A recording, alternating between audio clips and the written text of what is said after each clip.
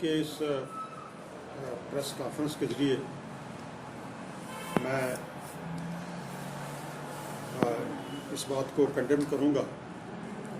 تنظیم کی طرف سے، national conference, Jammu Kashmir national conference کی طرف سے، اور بالخصوص امت مسلمہ کی طرف سے کہ جو پٹیشن وسیم رضوی ملعون نے سپریم کورٹ میں دائر کی ہے، جس سے پوری دنیا کے مسلمانوں کے دلوں کو مجروح کیا گیا ہے، اس کو کنڈیم کرتے ہوئے میں یہ ڈیمانڈ کروں گا حکومت ہند سے کہ فوری طور پہ وہ ایکشن میں آئے اور ایسے ملعون اور مرفوع القلم انسان کو، جو لاکھوں نہیں بلکہ کروڑوں انسانیت کے کروڑوں دلوں پہ جس نے یہ ضرب لگائی ہے، اور ایک ایسی مقدس کتاب کو چیلنج کیا ہے جو اللہ تبارک تعالیٰ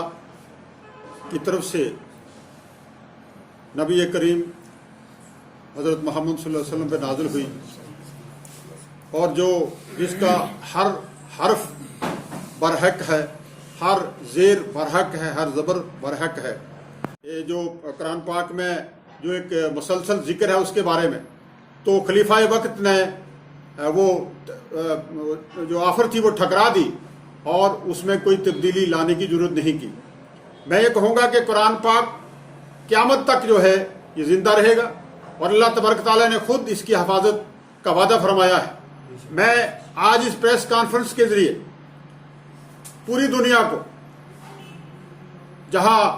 رسول اللہ صلی اللہ علیہ وسلم کا فرمان ہے، جہاں اللہ تبارک تعالیٰ کا فرمان ہے کہ قرآن کی حفاظت ہم کریں گے، قرآن سلامتی کا، قرآن پاک جو ہے امن کا، قرآن پاک بھائی چارے کا درس دیتا ہے. جہاں اسلامک سکالرز نے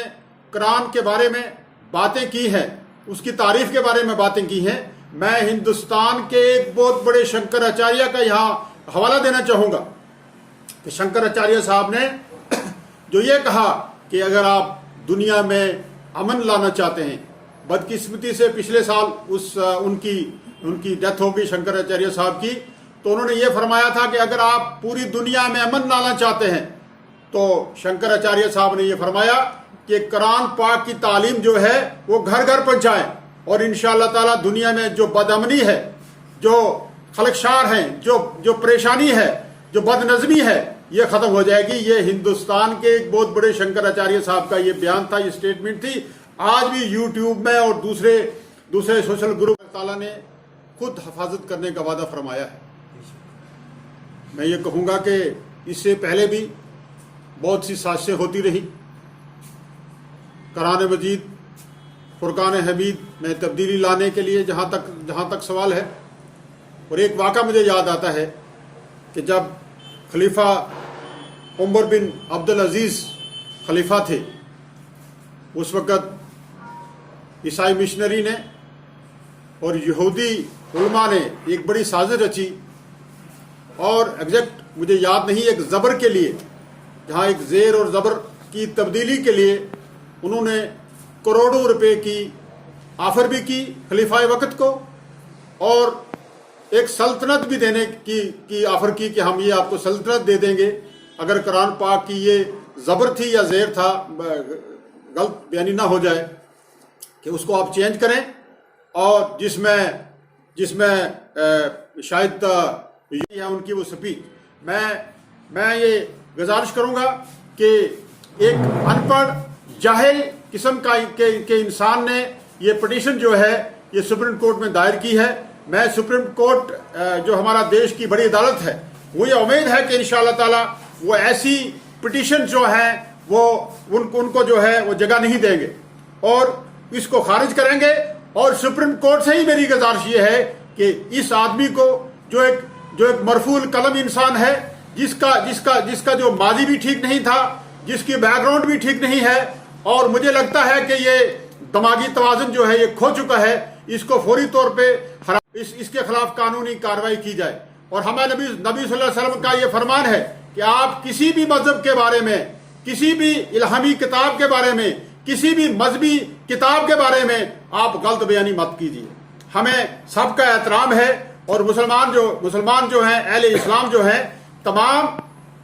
دھرموں کی عزت کرتے ہیں، اور تمام دھرموں کی، چاہے کوئی الہامی کتاب ہو، کوئی مذہبی کتاب ہو، کوئی بھی ہو، اس کا احترام کرتے ہیں۔ لیکن جہاں تک قرآن پاک کا تعلق ہے، یہ میں کہوں گا کہ اللہ کی کتاب ہے، الہامی کتاب ہے، اور نبی صلی اللہ علیہ وسلم جو آخری نبی زمانے کے آخری نبی تھے، ان پہ یہ بارحق نازل ہوئی ہے۔ اللہ تبارک تعالیٰ نے اس کا خود وعدہ فرمایا ہے اس کی حفاظت کا، اور اللہ تعالیٰ یہ بھی فرماتے ہیں اولم یتفکرون فی انفسہم ما خلق اللہ السماوات والارض وما بینہما الا بالحق اجل مسمى۔ یہ قیامت تک چیزیں جو ہیں، یہ باقی صرف اللہ اور اللہ کی ذات ہے، باقی سب چیزیں جو ہیں فنا ہونے کے لیے ہیں، اور ایک مقررہ مدت کے لیے اللہ تعالیٰ نے اس پورے نظام کو جو ہے وہ بنا کے رکھا ہے۔ میں لاسٹ میں پھر میں یہ گزارش کروں گا کہ آج کے اس ماحول میں اٹینشن ڈائیورٹ کرنے کے لیے کچھ طاقتیں جو ہیں، کچھ قوتیں جو ہیں، وطن دشمن قوتیں جو ہیں، ایسے مسائل ابھارتی ہیں، اور جن سے جو افراتفری پھیلے، اور اصلی جو مدعا ہے اس ملک کا، غریبی ہٹاؤ کا، بے روزگاری ہٹاؤ کا، یہاں ہندو مسلم ایکتا کو بحال رکھنے کا، اس سے ٹینشن ڈائیورٹ کی جائے۔ یہ سب سلسلہ جو اسی کی طرف جا رہا ہے۔ میں گزارش کروں گا دیش کی لیڈرشپ سے کہ کوئی بھی